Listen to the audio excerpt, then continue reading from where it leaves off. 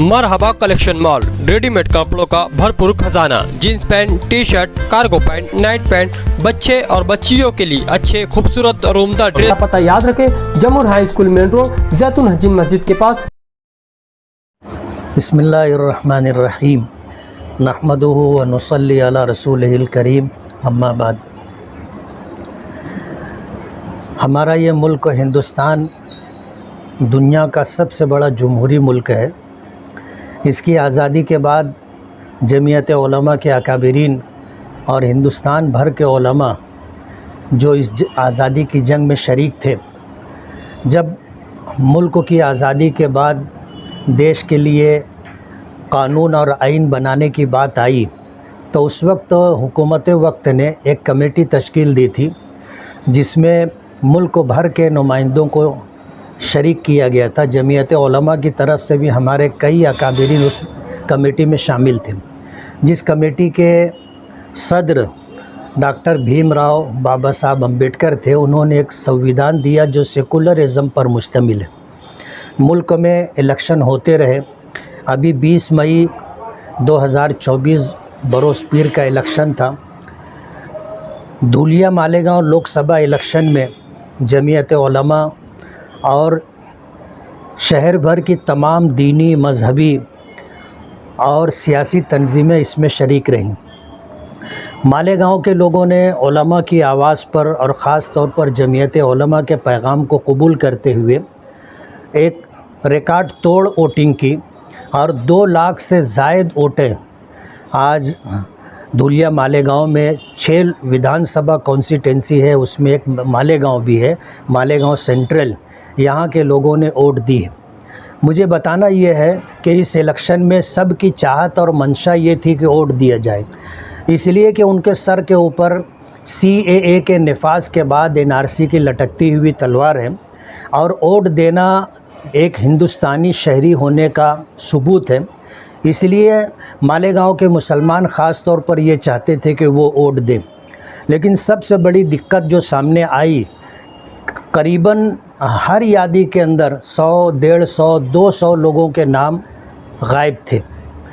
और पिछला जो हमारा विधानसभा इलेक्शन हुआ था उस मौके पर अल्लाह पाक ने मुझे इज़्ज़त दी, कामयाबी दी। शेख आसिफ साहब जो है उस इलेक्शन में हार से दो चार हुए तो उन्होंने अलल ऐलान ये कह कर के कि मैं बोगस वोटों से जीता हूँ, बोगस वोट करवाने का उन्होंने बेड़ा उठाया और तकरीबन 35 से 40 हज़ार वोटें उन्होंने कह करके अलल ऐलान कटवाई। बोगस वोट की आड़ में आज जब पार्लियामेंट इलेक्शन आया तो ये बात सामने आई कि वो बोगस वोट कटवाने की बात करते थे, मय्यत की वोट कटवाने की बात करते थे, डबल वोट कटवाने की बात करते थे। ये ना होते हुए जो मय्यत की वोट है वो तो आज भी यादी में शामिल है, लेकिन जिंदों के वोट काटे गए। और अंदाज़ा ये हुआ कि इस बोगस वोट की आड़ में उन्होंने ऐसे लोगों की वोट कटवाई जिनके मुताल्लिक उनका गुमान ये था कि वो उनके वोटर नहीं है। इस तरह जो है 35 से 40 हज़ार वोट जो कटवाई गई थी, ऐसे लोग सुबह से शाम तक दर बदर भटकते रहे। और हमने देखा कि बहुत सारी पोलिंग बूथों पर 6 बजे के बाद भी लोगों की भीड़ थी और कितने ऐसे थे कि जब गेट बंद हो गया तो गेट के बाहर खड़े रहे और वोट देना चाहते थे, लेकिन उनको वोट देने का मौका नहीं मिला। आज इस मौके पर इस बात के कहने में हमें कोई दिक्कत नहीं है कि जमीयत उलमा मदनी रोड के ज़ेर एहतमाम इलेक्शन से पहले हमने 21,000 लोगों के नाम वोटर लिस्ट में दर्ज करवाए। और जमीयत उलमा ने लोकसभा इलेक्शन के इस मौके पर ये बेड़ा उठाया है कि पूरे शहर के अंदर जितने लोग हैं जिनके नाम वोटर लिस्ट से काटे गए हैं उनके नाम वोटर लिस्ट में हम बढ़वाएंगे। उसके लिए जमीयत उलमा मदनी रोड के दफ्तर में ख़वातीन के लिए अलग बूथ रखा गया है, जहां पर एक ख़ातून बैठ कर के उनके वोटों को बढ़ाने का काम करेगी और दूसरा केबिन जो है वो मर्दों के लिए है। इस एहतमाम और पर्दे के साथ हमने वोटर लिस्ट में नाम बढ़ाने का काम शुरू किया है। हम ये बताना चाहते हैं कि जिस वक्त इलेक्शन था उस मौके पर हज़ारों लोगों को हमने स्लिप निकाल कर के दी। जो लोग ऐसे थे कि जिनको अपने नाम वोटर लिस्ट में नहीं मिल रहे थे, उनके नाम तलाश करके दिए और 8-10 हज़ार लोगों को हमारे यहाँ से वोटर स्लिप दी गई। मेरे जहन में एक प्रोग्राम और भी है। हम अपने सुहेल मास्टर जो हमारे इस टीम के ज़िम्मेदार हैं, उनके मशवरे के बाद हम एक टोल फ्री नंबर रखेंगे और अगर उस टोल फ्री नंबर पर किसी का फ़ोन आता है तो हम एक टीम ऐसी तैयार करेंगे कि जो लोगों के घर पर जा कर के उनकी वोट बढ़ाने का काम करेगी। हमने ये बेड़ा उठाया है और इंशाअल्लाह आने वाले इलेक्शनों से पहले हम वोटर लिस्ट में उन तमाम लोगों का नाम बढ़वाएंगे जो वोटर लिस्ट में अपना नाम शामिल करना चाहते। मैंने कल के तर्जुमान अखबार में तर्जुमान उर्दू अखबार में देखा, मुस्तकीम डिग्निटी, शान हिंद, साजिदा मैडम और पुराने जनता दल के जो लोग थे, उन्होंने प्रेस कॉन्फ्रेंस से ले करके इस तरह का इल्ज़ाम आयद किया है।